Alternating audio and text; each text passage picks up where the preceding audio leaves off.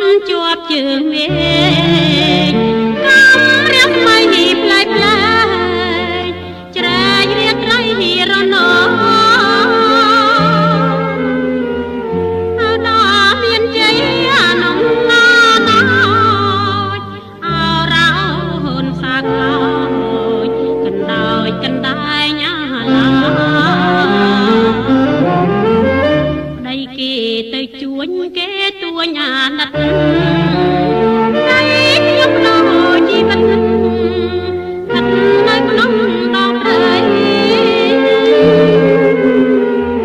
អបនំដល់រាយខាន់ចាយទឹកដីខ្សែលោហិតនេះសាយអាឡ័យបីតោយោញីបងអើយបងនេះម្ដងយើងត្រូវបែកផ្លូវបែកទី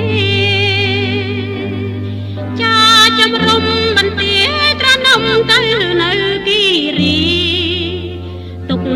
ញោមញីស្ពាយលីសាយម្នាក់